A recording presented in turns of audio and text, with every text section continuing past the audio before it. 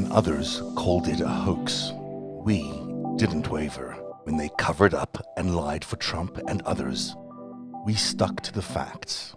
Through COVID, corruption, and a coup, to a war in Ukraine. At Narrative, we've been telling you the truth about Putin and Xi since 2016. Narrative, it's where truth lives.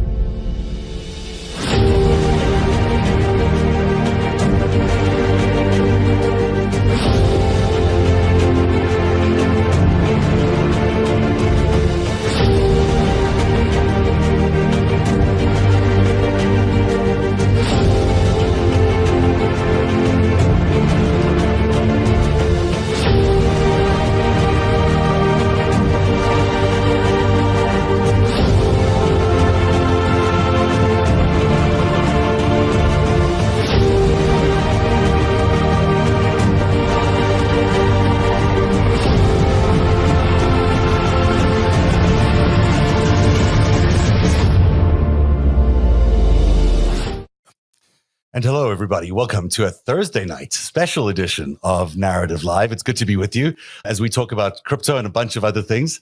You like that opening, I think, Eric. I think you got a thing out of that. Inspiring. It is inspiring. In the story of how the people overcame tyranny, cryptocurrency will be a big chapter in that. And I predict. And that's why we have Kaz Piansi here tonight. And Kaz is a journalist at the Protos and also a co-host of the Crypto Critics Corner. Now, as the name implies, he's not necessarily a full-on endorser of everything crypto. It is the Crypto Critics Corner. So he has some things to share with us about things that might be not so great about crypto, or I don't know. We'll find out what he has to say. How are you, Kaz? It's good to have you on the show. I'm doing good. Thank you both for having me. I suppose I'm doing a little bit better than some others in the space right now, simply because it's been a bit of a cluster F, I guess I'll say. It's been a mess out there.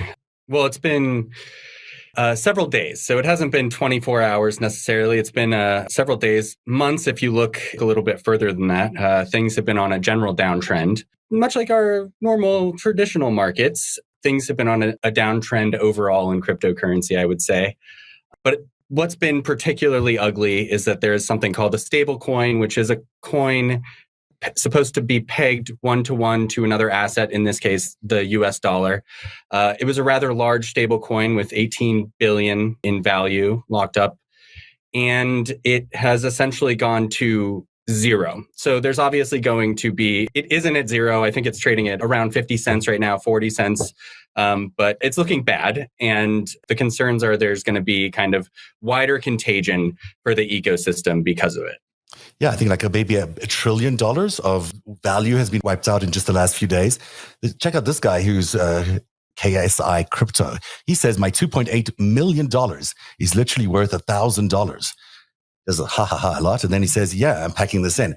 So, that's a big loss if you're an investor in something. I mean, no one wants to lose any amount of money, but $2.8 million would hurt. 2.799 million. Yeah, thank you. Yeah. So it has been a bad day, and it really is a bad omen for the entire crypto market. The Bitcoin itself is trading at remarkable lows today, lows that we haven't since 2020, as far as I can tell. And it doesn't look necessarily very good because another one of these stable coins, Tether, looks like it's collapsing or maybe on the verge of collapsing. So that isn't very good news, is it? It's been wild. It's been wacky. I wouldn't say that Tether is necessary. I've been here for long enough to know that just because that particular stablecoin goes a few cents off of its peg, it is not the end of the world for Tether. As much as I'm a critic and would maybe cross my fingers and think that that might be the right thing to happen, I don't think that is reality, at least right now. But yes, I think there are contagion fears in regard to the price of Bitcoin as well, and what that could mean for Michael Saylor and MicroStrategy that have a large portion of their portfolios in Bitcoin, what that could mean for other companies and stuff that's publicly listed that is heavily invested in Bitcoin. I think that we certainly could be more capitulation and more pain, for sure. We're going to talk a lot more about this because there's so much interesting questions, and there is very much fallout for the entire economy as we look ahead to the elections, which will be an inflation and economy elections again. And that's why all of this really matters for the people in the political world, even if you don't own any Bitcoin, but it will have contagion certainly across the entire economic sphere. And just so everyone's up to speed here, the current value of Bitcoin, this is a couple of hours old, but it's $28,776, which is about where it was, if you look at this graph, about 5 years ago. No, about 1 year ago, 2 years ago. Anyhow, we'll get back to all of that with Kaz, who knows much more about all of this a little later on. But right now, Eric and I are going to do some other stuff, and Kaz will be back with us in just a few minutes. It's also been a big day at the January 6th committee, hasn't it, today? They've been handing out subpoenas, not to your typical crowd. This time it's friends and colleagues that are being asked to come and testify. Yep. McCarthy, Gosar, our man Jim Jordan. Andy Biggs, was he on the list? Andy Biggs was. I don't think Gosar actually was. I think he's previously had his own legal challenges. Okay. I don't think he got included in this batch, although I'm sure he sends his regrets. This is not a particularly good look for the GOP because they actually work as their jobs. Their day jobs is to work in the House. They required a subpoena at a place they already work. Yeah.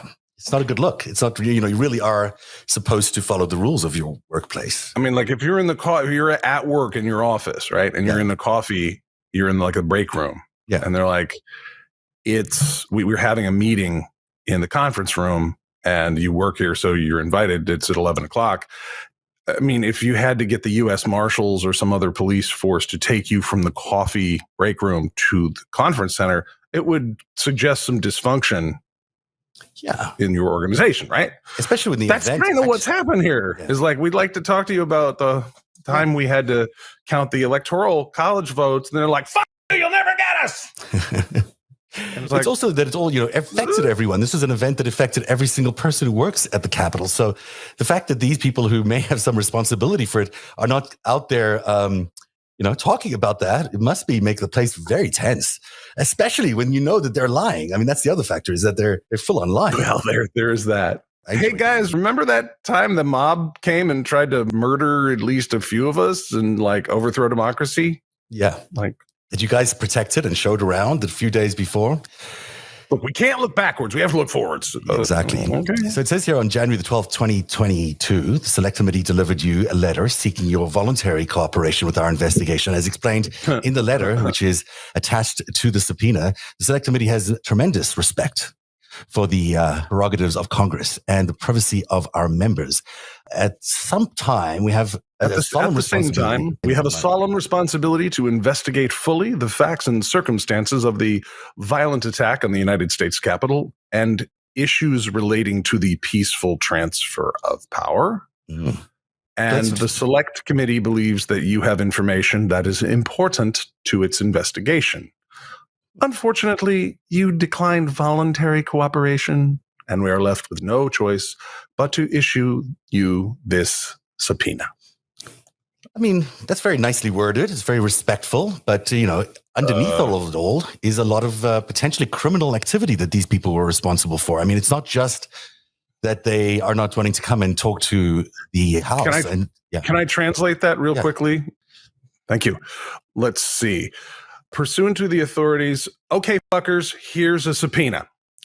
On January 12th equals, we gave you 4 fucking months. Yeah. All right. And you're fucking around. And this is about the time they tried to kill us here and overthrow the government. And you won't go from the break room to the conference room. So here's a subpoena. Fuck you, Benny Thompson. That's a very, very, very good interpretation of that. Thank you so much for helping us understand. Also, because English to profanity, that's my chief language pair as an interpreter, which is my first job. I support that. I support you and you keeping doing that for everyone because everyone needs to really understand all these things. Here he is. Responsibility for Wednesday's attack on Congress by mob rioters. He should have immediately denounced the mob when he saw what was unfolding. These facts require immediate action by President Trump. Accept his share of responsibility, quell the brewing unrest, and ensure President-elect Biden is able to successfully begin his term. The president bears responsibility. Begins his term is obviously the last words that's missing there, but it's, boy, I mean, that's pretty clear. He's pretty clear about what he meant that day. And, he's pretty clear in all the audio tapes that we've had since that he really thought it was the president's responsibility at the time. Yet now he's willing to risk a subpoena and actual criminal action against him by the DOJ because he is that beholden to this man that he feels that he can't in any way go back and tell people the truth. He has to basically break the law for Donald Trump, and he's willing to do it. Boy. Weird. That is weird. He must have some hold on him. I don't know what it is, but it must go back. Who knows? We should go back at some point and just watch the video of that night. Like, I think it's becoming increasingly clear there are a bunch of people who knew that this is going to happen, that one way or the other was going to be insane. Either it worked and it'd be insane, or God forbid on the GOP side, it fails and then is even worse insane. And we got to find some video of Lindsey Graham, who's out there and appears to be up in his cups, as the Irish would say. He seems a little bit loose for that time of night. He's like, this is crazy. All this is not really articulate at all. And then you get the video of Mitt Romney looking at Josh Hawley like, I mean, there's a lot. I mean, none of us thought that, I'm sure very few people thought that Mike Pence was going to be the guy on that day who strode back in at the end of the night like Clint Eastwood at the end of Unforgiven when he goes into the bar and, you shouldn't have made my best friend a decoration outside. Boom, boom, boom, boom. And yes. I'm not getting in that car. That was the I mean, he's, it's not that I don't trust you. I just don't think I'd be coming back. Yeah. And then he comes back and does his constitutional duty, and everybody, there's just all this emotion, all these people all over each other in there. There's so much just in that footage. So and he's on the day of. He's like, yeah, absolutely. It's a Democrat witch hunt. The whole thing, by the way, they wanted them just to keep them there so they would postpone the vote for the one day.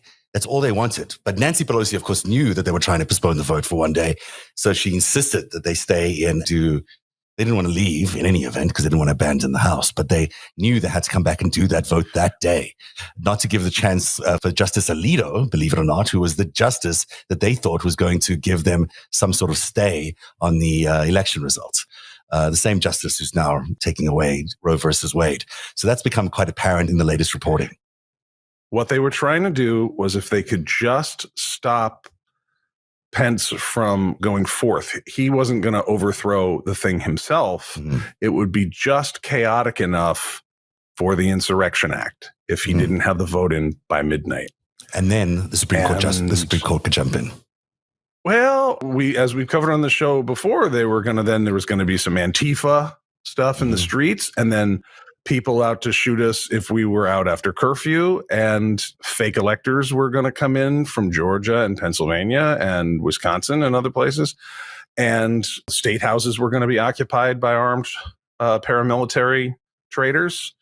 But they just need that one. If you can, the rules say he's got to do it on the 6th. If we can just get him to not do it on the 6th, as soon as we have some chaos, we can throw the Insurrection Act.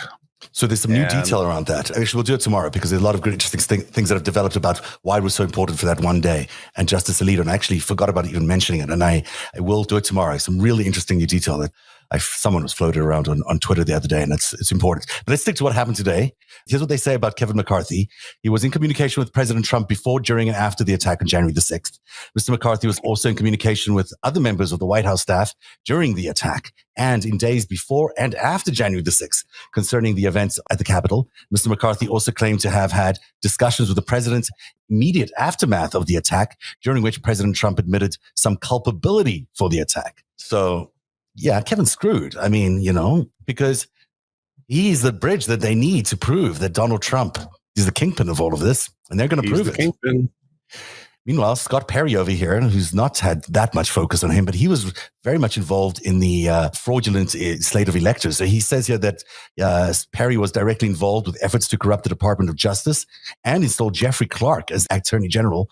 In addition, Mr. Various communications with the White House about a number of matters relevant to the Select Committee's investigation, including allegations that Dominion voting machines had been corrupted, which turned out, of course, not to be true. So he's in trouble too. These are big allegations that all seem kind of illegal to me. I mean, I'm not a lawyer, but they seem illegal to me. Meanwhile, Jim Jordan, you must do a good Jim Jordan, I'm sure.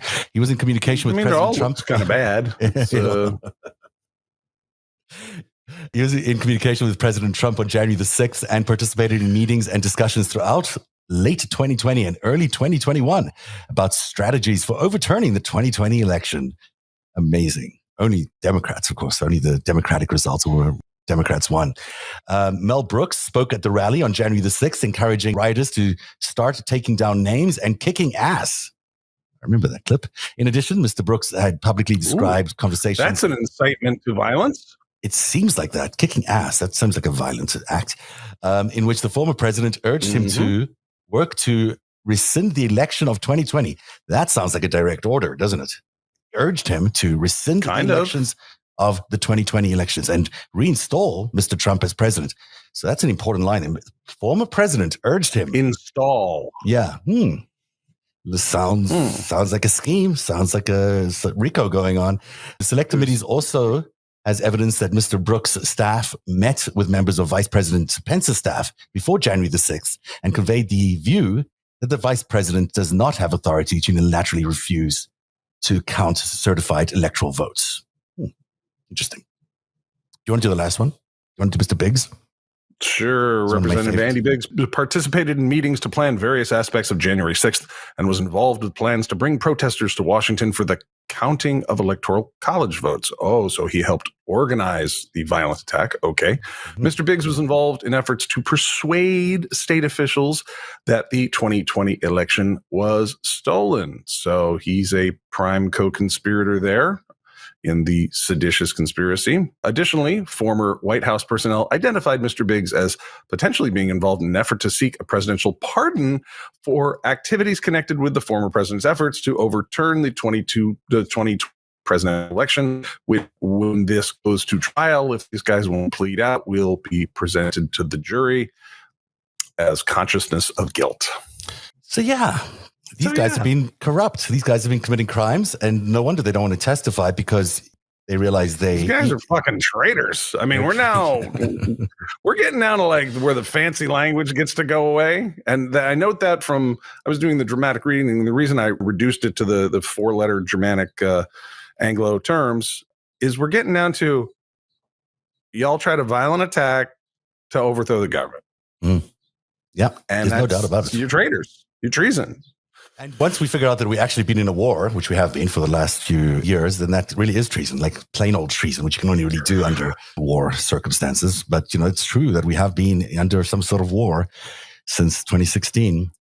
I have so much I want to say about all of this. And I also want to talk about Finland, because that's so important, but we're not going to, because we're going to take the commercial break and we're going to talk about the crypto crash, because that's so important to today's news and has huge implications for the election. So take a quick break and we'll come back and talk to Kaz PNC again about that.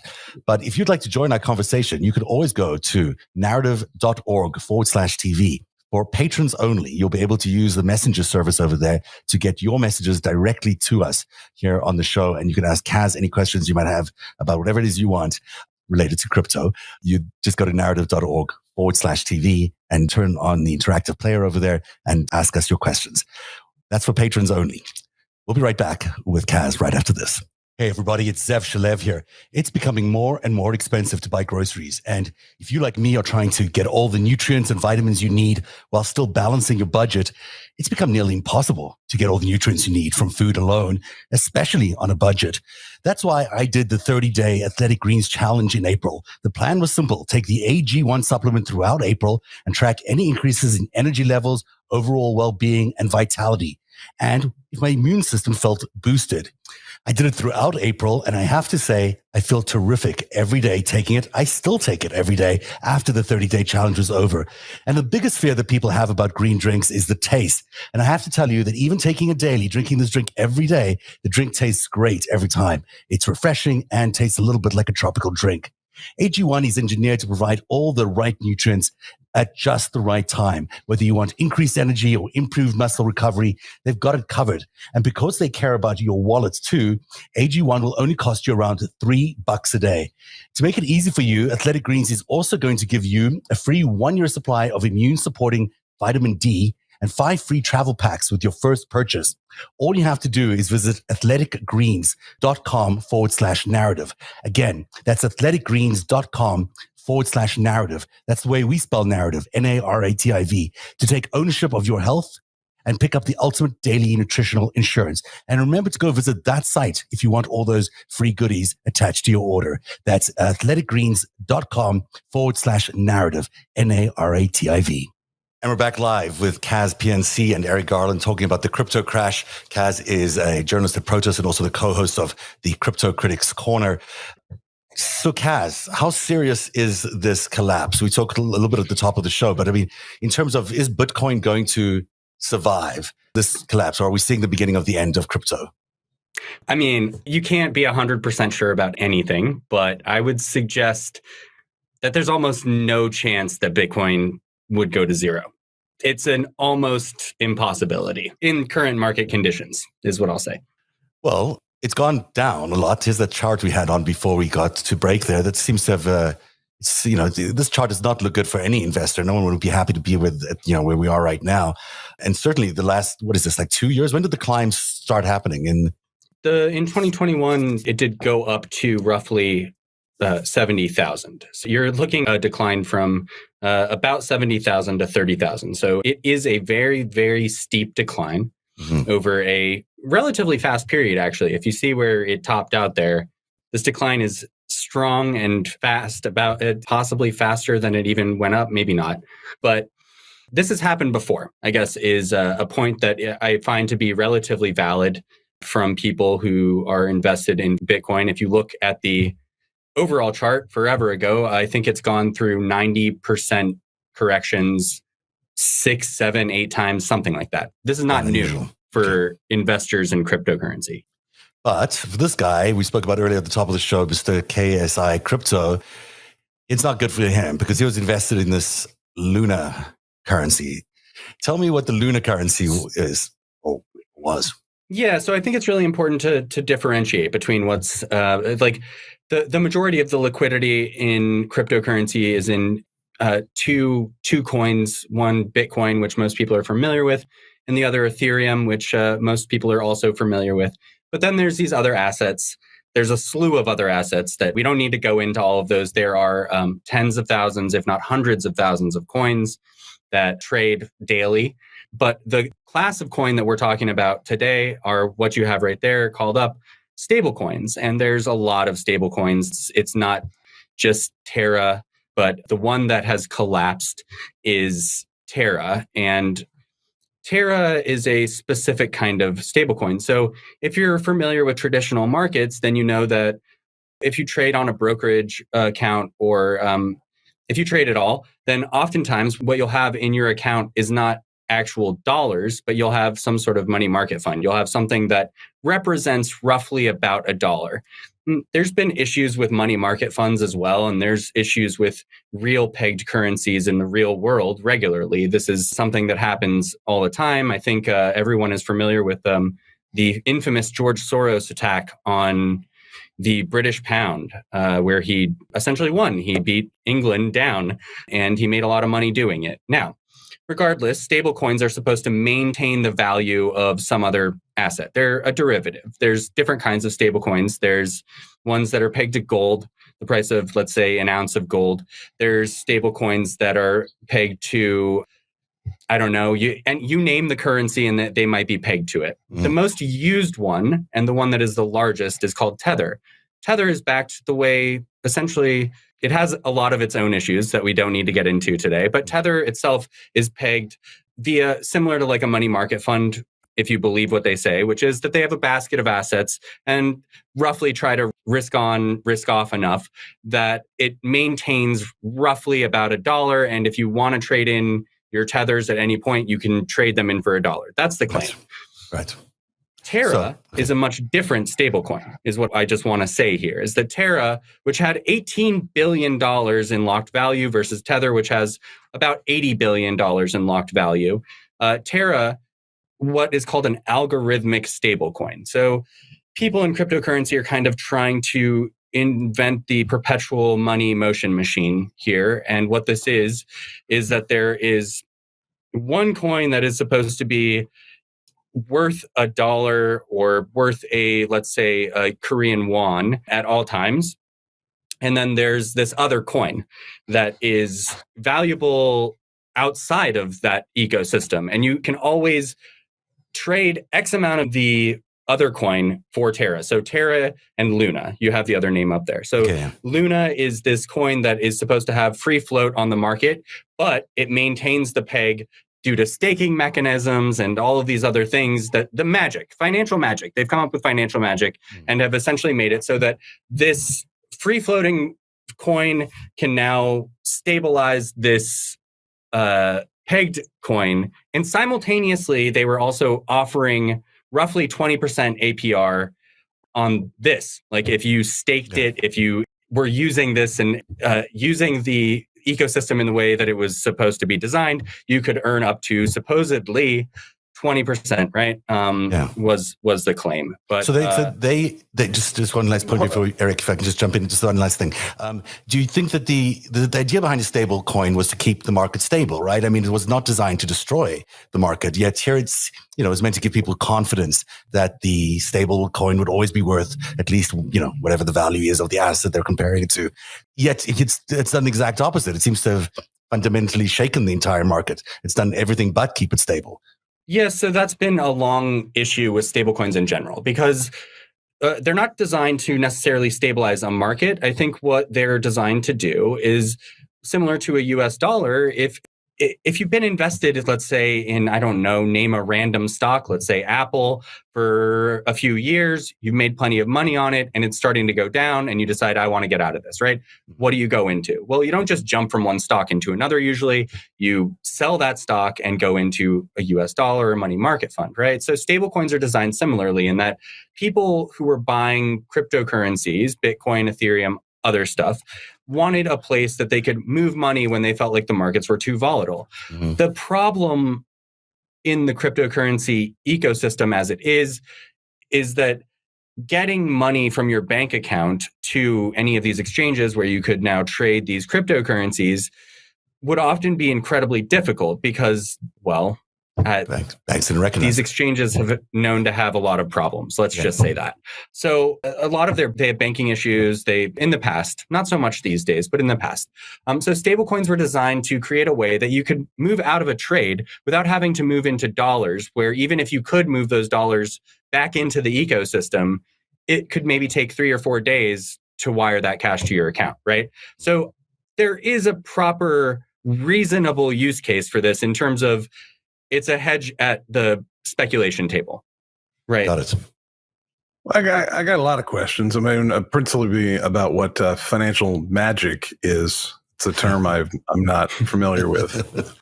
But you made some comparisons here between stable coins and either the US dollar and, say, market exchange traded funds and like that. Now, do you know what the US dollar is backed by? Well, I mean, I take no issue with the US dollar. In my mind, I find the US dollar to be quite valuable. Obviously, I use it every day. What is it backed by? It's backed by the US GDP. It's backed by what we produce. It's backed by the full faith around here. It's backed by the full faith and credit. The full faith and credit of the United States government, because it's a nation state that takes on obligations, and so do all the other countries that have currencies. Now, Argentina's, promises aren't worth as much, and they have a whole lot more volatility. Britain and Germany's have a lot less volatility because promises are reliable. So that's talking about central banks is a whole other issue. They're certainly not squeaky clean, and there's a lot to discuss. Alexander Hamilton did his best job, right? Mm-hmm. Making the U.S. Treasury. Stuck around pretty long. I think the guy did a pretty good job. That's the nation state currency here. And the exchange traded funds, stocks, there's a lot of tomfoolery that goes on with those. But those are companies ostensibly in operation that own assets, that have disclosed those assets and their business operations to the Securities and Exchange Commission. And you get a cut of that. Now, there's a whole, the ultra high frequency trading and, Mercer bullshit. There's a lot that departs from rational value. It's not perfect, but at least these are companies that are in operation. And we can go, well, I'm invested in General Motors. They make cars. Or ExxonMobil. They find oil and they dig it out. But what is this based on? It's not based on a nation state's backing of its people and its overall industry. And it's not backed by any specific economic activity. So I'm having trouble seeing how the stable coins were ever stable because I don't know what they're backed by. Yeah, okay. So it definitely depends on which stable coin we're talking about here. And which other coin we're talking about. For instance, if the argument regarding Bitcoin and its value, I'm a critic. I still think that there's a lot of interesting and fascinating things to say about Bitcoin. I think that there are use cases and useful reasons for it to exist. Now, if we're talking about stablecoins, where is the backing coming from, for instance, for Tether? Tether issues it's not an audit. Make sure that everybody understands that very clearly. They've promised an audit for a very long time now, and they've never gotten an audit. But what they do is this kind of, pie chart kind of, it tells you a basic summary of what their assets are according to them. So this is not like someone's going in there and digging through their assets and telling you, oh, well, this is not exactly accurate or this, whatever. Like it's just them and what they say to an auditor, and you're trusting that.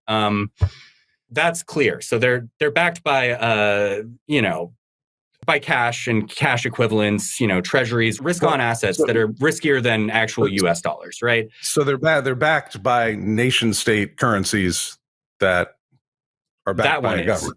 Yeah, they claim that one. They claim that. Yeah. Yes, exactly. They claim it doesn't mean that it's true. So they don't really have a fiduciary responsibility with central banks? No, as far as I understand, they don't. I mean, there's no regulation of any of these stable coins at all. Which, and that's why there's so much regulatory attraction to these things, because, people are claiming, like, if by attraction you mean prosecution, yeah. Yes. I mean why there's a lot of attraction to it. People are concerned that there's an understanding around stable coins that they might be, backed up by the U.S. government. And of course, they're not backed up by any government. If you lose your stable coins, you lose your coins. Well, Tether's out of Hong Kong, actually. Yeah. So Tether, I went to Hong Kong to try to find Tether. That is a story that I wrote. Tether is not in Hong Kong, I can assure you. They are not anywhere, as far as I know. Bitfinex and Tether do not actually have an office anywhere. What does that mean? They're not anywhere? What does that mean? If shit hits the fan, that there's nowhere for you to stand out with a picket sign in front of and complain about it. But you're definitely not getting your definitely money. Not if it goes to zero. But and you can't find us. Just come and ask us. Okay. That's a whole, like I said, whole different set of issues over there. What I was talking about when I referenced financial magic, I can actually find an old tweet from an old friend where they said they had screenshotted exactly how it described itself. And this is how Terra was described. Terra is a price-stable cryptocurrency designed for mass adoption. It builds financial infrastructure for the next generation of decentralized applications. Terra is backed by Luna, a decentralized asset that derives its value from transaction fees collected on the Terra network. Much like the moon stabilizes the Earth's rotation, Luna is Terra's eternal guardian of stability. Right. Just like the moon. Yeah. That's how you get your money back, because the moon stabilizes. Where we're all going, right? Yeah. Straight to the moon. So, So this is terrible. Peak euphoria, for sure, is when this was designed and marketed. And this whole 20% APR thing was suggested as a marketing scheme. I mean, they said as much. They said it wouldn't last forever, that they couldn't promise 20% forever, and that it would eventually go down slowly, and that the goal was to become too big to fail, I think. Well, how many $1 trillion are there in the crypto market? I mean, there must be Certainly more than $1 trillion, I think I've read today. Maybe, it's like a huge It's amount about of money. 1.2 trillion right now, I believe. Yeah, $1.2 trillion is coming from somewhere. I mean, that's value that's originating from something originally. It's not just price up of the price climbing of Bitcoin, although some of it surely is. This is money that's been taken out of the economy, presumably. I mean, what people used to use for dollars, they're now using Bitcoins for, presumably, or other cryptocurrencies. And therefore, some of that money is coming out of the U.S. economy. No, it's not all 1.3 trillion because so much of it has just been the inflation of these assets. But this is money that would otherwise be in circulation, isn't it? I mean, I'm just asking because I don't know. Sure, I guess. I mean, there's plenty of VC money sloshing around in dumb seed rounds for other things in traditional finance as well. I mean, I don't think everything in this space is a scam, but do I think that money is too cheap right now, and then you have dumb ideas that are promising impossible yields getting funded by big names? So there were big names invested in this company. I want to iterate that this wasn't just mom and pop, naive folks falling for it. This was huge venture capital firms. People consider, the biggest names in crypto, some of these firms that back them. We're talking Cacao Ventures, which, we're talking Cacao Ventures, which is Cacao is one of the largest companies in Korea. We're talking about tons of Chinese backing. We're talking about, I don't know if Binance is one of the biggest cryptocurrency exchanges Binance in the world. Is out of the Caymans and Seychelles, yes. Yeah. But really out of China, yeah. They're all out of China, all of these companies, really, a lot of them. A lot of these giant VC firms that are backing Bitcoin are out of China. I mean, it's true, I think. Maybe, but I think a lot of that has kind of been tamped down. I do think that China's really kind of, in the past year, I've heard about OTC desk people, well-known ones, getting arrested, getting vanished, getting disappeared, and not being heard from again. So, I do think that China is clamping down in some sense on cryptocurrency and cryptocurrency trading. That's also like a rumor that comes every year or two in cryptocurrency, and then suddenly it's allowed again. So I do an analysis in this space, and I've been working on it for over 10 years. The vast majority of the liquidity here just shot into the market in 2021 when people realized Joe Biden was going to be president, Merrick Garland was going to be head of the Department of Justice, and there was likely to be a very different regulatory environment. Moreover, at the end of 2020, the National Defense Authorization Act went in and said, as part of the national defense, we need to identify the ultimate beneficial owner of every LLC in Delaware, Nevada, other places. We're going to do that with biometrics. We need to bulk up on FinCEN for sanctions violation from Russia and North Korea, and now, of course, Russia and other places with all that intensity. And then, of course, there's threats against that with China as well. It's like almost as soon, and also in the UK was starting to require ultimate beneficial owner disclosure for its offshore overseas territories, peculiar possessions of the Queen, Jersey, Guernsey, British Virgin Islands. They would have to actually say who owns the account, right? And so hiding your dirty money offshore is going to get a hell of a lot harder. And then all this money rushes into crypto, and a fuck ton of it comes from the countries that are, that are basically mafia states, mob money launderers, and then some. So it seems like that's got some strategic risk to it for the sector. Yeah, it does. Yeah, there's no doubt. I don't think anybody who's in the space would try to deny that there's certain popularity aspects to this in terms of sanctions evasion, let's say, or tax evasion, or money laundering. Those are certainly very real aspects to the industry, something to certainly be worried about. And like you said, there's a lot of crackdowns happening.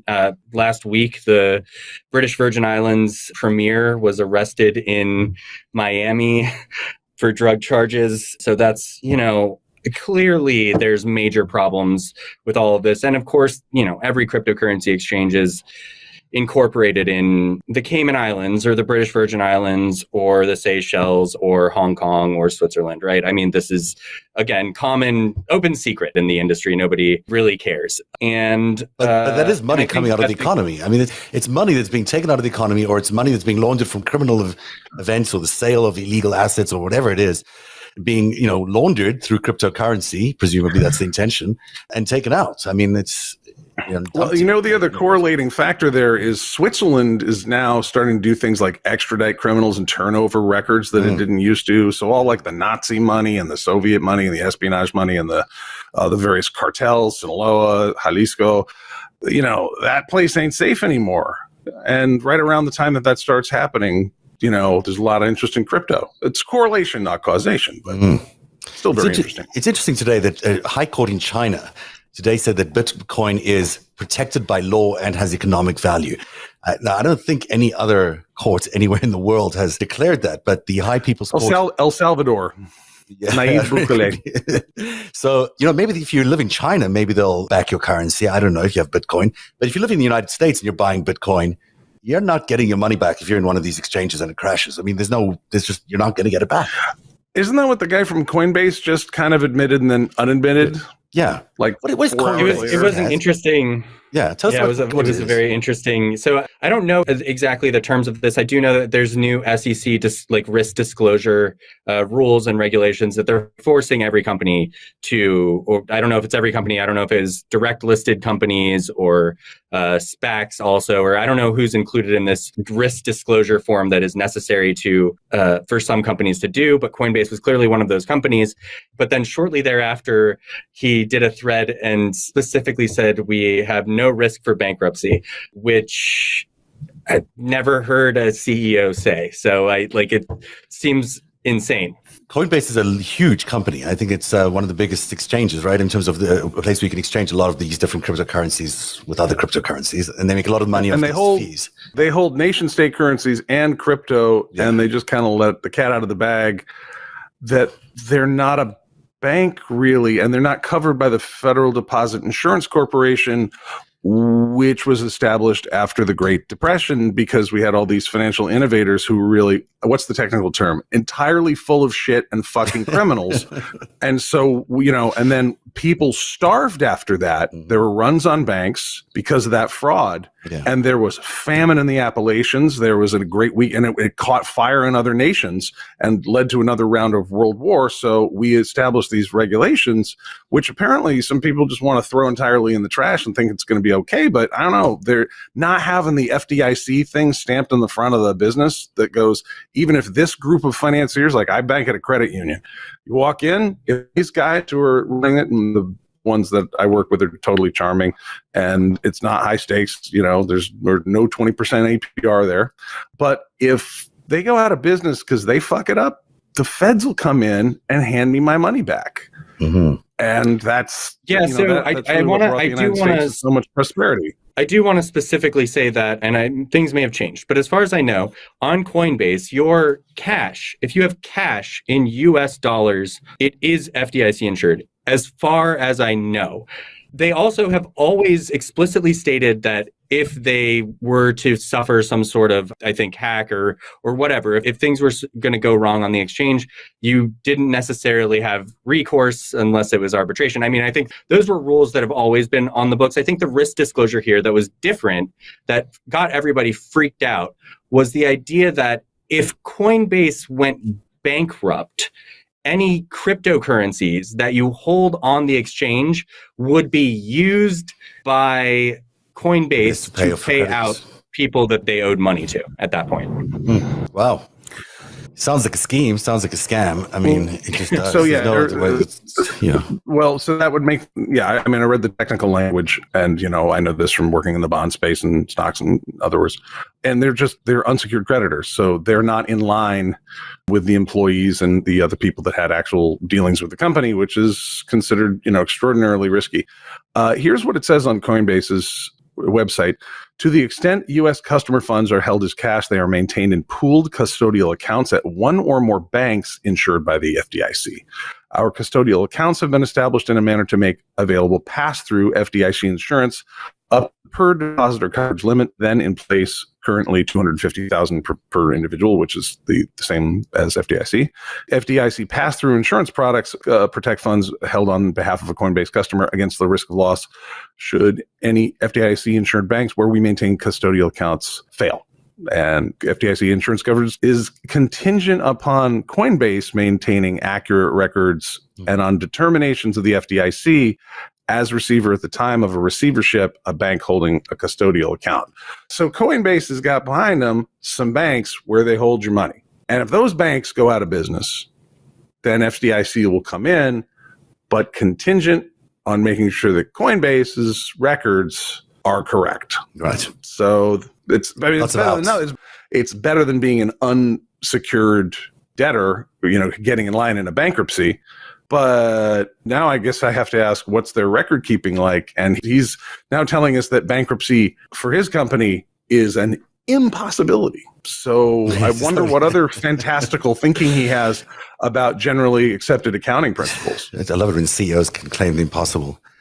Okay, so we're heading into an election now where inflation surely is going to be the big factor. We know that inflation is being pumped up by war, because of that is increasing the food prices, and by gas prices increases, which is also being pumped up because of the war.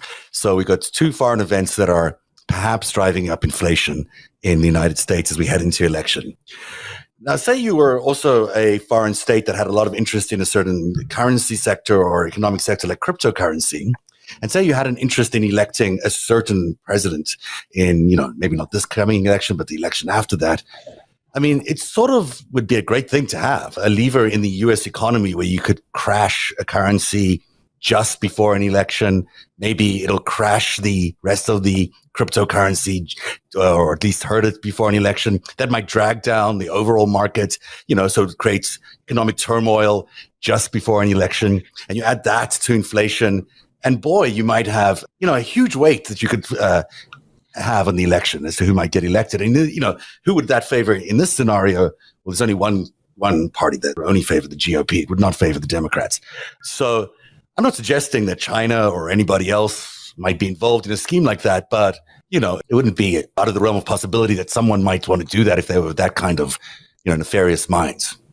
I think that nation states are they're probably interested in cryptocurrencies. I think it would be hard to suggest otherwise, right? It is a new monetary tool. It is a new way to move money, and you can use that for any assortment of things.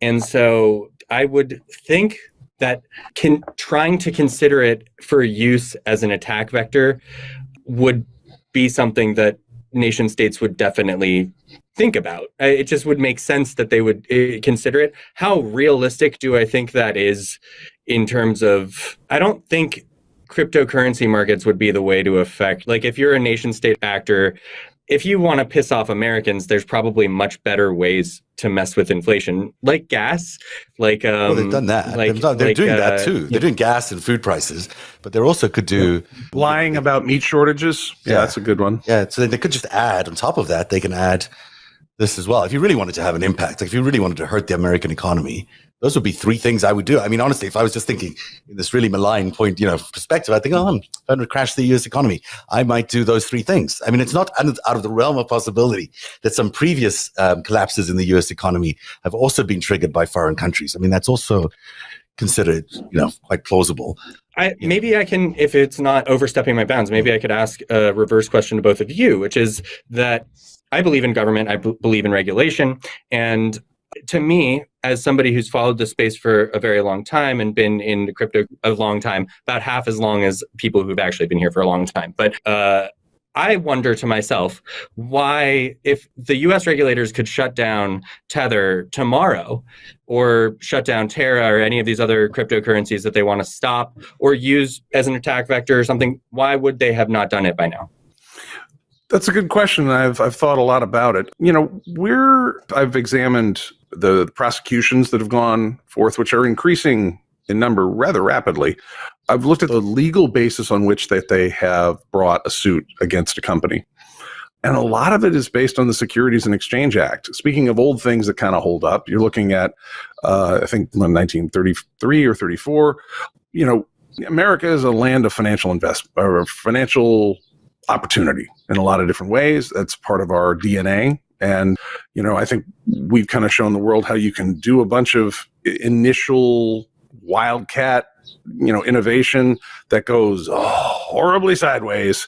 and get it back under control and go, all right, okay, here are the rules. Which had to include a lot of things like, a lot of public works projects and Social Security and other things, because we hit this modern economy and we could get really rich really quick and then, starve.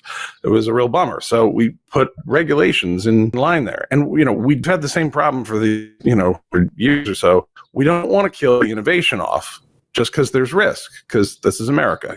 If you want less of that, go to France, where you can do some things, but the really risky stuff is going to get, controlled by the state a lot more. We don't want the innovation to go away, but we don't want the rule of law to go away either. So the reason we haven't shut it, the people that are doing things that are egregious, we are prosecuting them under some really basic tenets of the Securities and Exchange Act, which is like, did you put out first of all, are you a security? Did you register with us?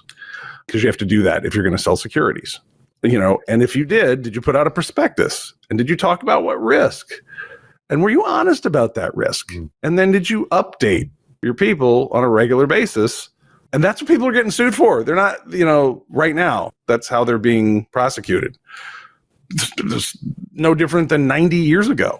And, right, the SEC hasn't taken on crypto yet. Well, they have no an official regulatory role in crypto, I don't think. Do they?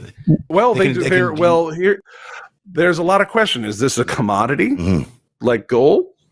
Or is this, or currency? Like, because, Forex currencies can be, or is it a security? And so, there are some people out there who are like, it's neither. Well, you kind of got to pick a lane here. Is this, we call it cryptocurrency. If it's currency, then it needs to be regulated CFTC. If it's betting on a stock, then it's got to be sort of SEC. The CFTC rules are pretty similar too. Are you going to come on the grid? Are you going to describe your activities? Are you lying about them? Yeah. And the other stuff, are you laundering money for heroin dealers? That's another thing, but that shit's that's illegal with $20 bills through a laundromat. So just because something's technical doesn't mean you want to necessarily get rid of it. You can do you can use the existing laws and just, prosecute. Of course, during the Trump years, we have a bunch of laws that weren't getting prosecuted on anything. So there's room to move there. But here's the strategically important thing I see. The metric ton of offshore money that is getting closed off in the Seychelles, in Monaco, Liechtenstein, New York, Nevada, South Dakota. I mean, there's a whole second economy we don't talk about. And the United States is zoning in on it. And that money is squeezing out in lots of different directions. And, we're not going to shut down the concept of real estate. We're not going to shut down the concept of currency exchanges, probably. But if you're making your own brand new currency thingy, that might get outlawed at some point. Yeah. I mean, certainly you're right about the innovation piece. I mean, there's no doubt that America is reluctant to interrupt any innovation. And that's been, it's hurt America. Look at what happened with Facebook. Look at what's, that has not been a good product for America. Crypto has not been a good product for America, I would argue. And I think it's going to, and it basically doesn't even come from America. It wasn't, it's not designed to do anything other than replace the US dollar as a currency, as the main currency around the world. That's really the goal behind it. So, that is not a good thing for America, because America likes having the US dollar as a standard for that. So, there's consideration right now for, let's see if we can make it some sort of regulated asset. But in the meantime, you're seeing all these exchanges, losing billions of dollars at a time, millions of dollars at a time. And where's that money going? I mean, where is that money? Where's that value going? Because the last exchanges that I know that bankrupted did not happen on American soil. They happened probably the same place Tether exists, which is nowhere. And, then North Korea. Yeah. So where's this money going, and who's getting rich off it? And someone must be. I mean, last we heard about Mt. Gox, it was the FSB that got the money. Why did the FSB get the money? It's yeah. It was Alex Vinnick is what the claim was. Yeah, but really it was the FSB. Vinnick. I don't know if it's ultimately the FSB. I think it was ultimately the FSB. My research was it landed up in certain members of the FSB. I mean, so that'll give you a clue as to who might be running these things. And so it's not healthy to have all of this happen at the same time as we're having an attack on democracy with the installation of a Russian asset as a president in 2016, followed by this current war we're having indirectly, but still between Ukraine and Russia. You've got all these other things happening in the world. China's, thinking about attacking Taiwan. There's all these other, not healthy things for the world. To throw on top of that, this cryptocurrency thing, which is going to destabilize the currencies of the world, seems maybe unnecessary. I mean, if I was just picking of a list of things that we needed to deal with at one time, if you could delay one of those things, like cryptocurrency by 10 years, I'd be okay with that. We'd be okay without cryptocurrency for a decade. But I think the issue becomes one, I know we're talking a lot about here, like attack vectors or, its usefulness for a different nation state or something like that. But I think that the issues that have grown and caused such problems in the cryptocurrency space, whether we're talking about hacks that give North Korea $600 million, or we're talking about hacks that kill protocols in a day and just give a random person $300 million or something, we're talking about corporate greed.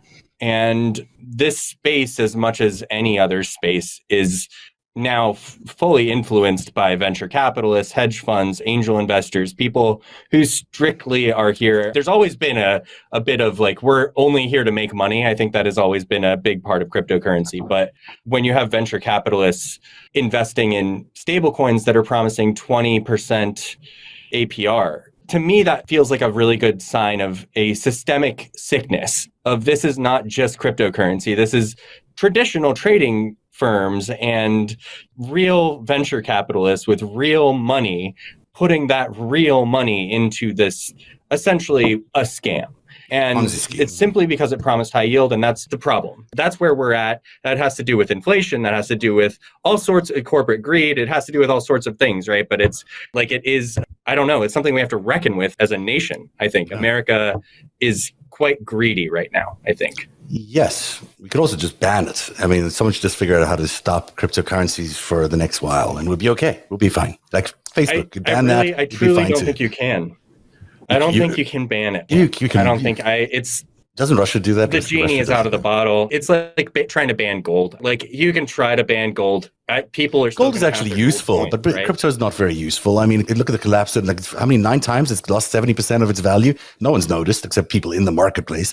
It's, gold. Even if holds you value. only think it's useful for criminals, I think that a huge section of our economy works that way, right? I mean, that is, the black market is like a very real market in any economy. So even if it's simply criminals, which it isn't, I mean, there's normal people who are just speculating on it and having fun and doing their own thing, which is fine. Even if you think it's only criminals, that is essentially, whether we like it or not, that is a use case.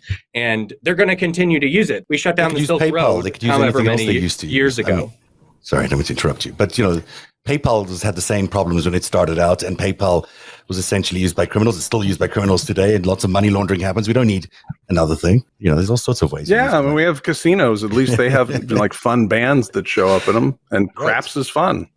We do not need as a society to have every possible way for child traffickers to swap cash with, methamphetamine dealers. We don't need that necessarily. No, and I'm not suggesting that there's a ton of, I'm not saying it's necessary most of the time, I guess. And I guess my point being that, for instance, a great thing that we probably largely don't need at all is heroin. But are you going to get rid of all the heroin in America? And the answer is like, whether heroin is useful or not, which it pretty much isn't. We can talk about the use cases of like fentanyl in pain medication or something, like maybe there's some usefulness there maybe, but like heroin itself is not very useful. It's still going to exist in America in 100 years. I can almost guarantee it. So as much as you don't like it, that doesn't mean that it's not going to, can't just make it go away. You can't just make these laws go away. It's not the best example because heroin is actually, fentanyl particularly, is a Chinese export designed to probably hurt the American economy as well. But like the opium wars. But, and therefore, like in the same way, like it's not necessary. It should be banned. It shouldn't be legal. Cryptocurrency should not be around so people can use that to influence the economy. I mean, just to argue. I fully agree on I don't think heroin is useful in any way, shape, or form. But again, whether or not it's legal in America, people are going to do heroin. Right. And so I think this is a similar thing where people are going to be able to access, like they can access the dark web. You can just download a Tor browser. You can type in an onion address and go on the dark web. Anyone can do it. Like, you can't really stop that as much as you want to. Additionally, like, the government you think actually cryptocurrencies would exist if they were, sorry, but cryptocurrencies would exist if it wasn't available in the United States? I think it's the only reason that it exists is because you can basically convert it to US dollars, which is the currency that people respect around the world the most. I mean, if it was other currencies, no one's rushing to get into the ruble right now. So it's really the US dollar that gives us legitimacy. So if you didn't have it legal in the United States as legal tender or anything like that, then I don't know if anyone else will be rushing into it, but that's just me. Yeah, and the U.S. Treasury at any time can stop any organization from having access to the U.S. dollar. That's what a sanction is. So actually, this thing can be sanctioned tomorrow afternoon. The whole thing shut down by the U.S. Treasury tomorrow. It wouldn't be a bad idea. So things like stable coins could, but you can't really sanction Bitcoin as a whole. And the reason is that it runs on a host of different nodes throughout the world. So it will continue despite the fact that even if you say, like, any US citizen caught with Bitcoin will go to jail or whatever the law would be. Even if you made that kind of a law, the Bitcoin network would continue to run. And there are ways that people could acquire Bitcoin without the government ever finding out that you have Bitcoin. Absolutely. Right now, it's in that middle ground. There are ways that you could do that. Right now, it's in the middle ground of maybe we'll regulate it, maybe we won't. We're still thinking about it. We're just testing it. I'm in favor of them just not regulating it. And we got to go because look at the time. Kaz Piansi, thanks for being here tonight. It's been a good conversation. It's great to have you here. And by the way, people should to find you. Where can they find you and where can they find your podcast? I'm on Twitter, Kaz Piansi, and our podcast is called Crypto Critics Corner. We're on, obviously, any of your podcast platforms or YouTube, and you can find us there. So, yeah. There's a lot of podcasts that are very pro Bitcoin. Probably like 99% of podcasts about Bitcoin are positive. You guys are actually take a critical look at it, and it's great and refreshing to hear that on the show. So everyone should check out the Crypto Critics Corner. And Eric Garland, a futurist. Yes. Futurist. I keep forgetting to tell people about your books. Can people still get Future Inc. and those incredible books that you wrote? Yeah, apparently it's been reacquired, and we're going to be doing another printing of them. But Future Inc., how businesses can anticipate and profit from what's next, and its satirical counterpart, How to Predict the Future and Win. Sarah Garland is very talented. It took me this long, we've been doing this for a while, to realize that he actually wrote these books because he's so humble, he won't even mention them himself. Future Inc. by Eric Garland. Buy it today. He might have predicted crypto many years ago. Also, the podcast that Eric, you can find him on, is Game Theory Today. And this is Narrative Live, and I'm Zev Shalev. Thank you for watching tonight.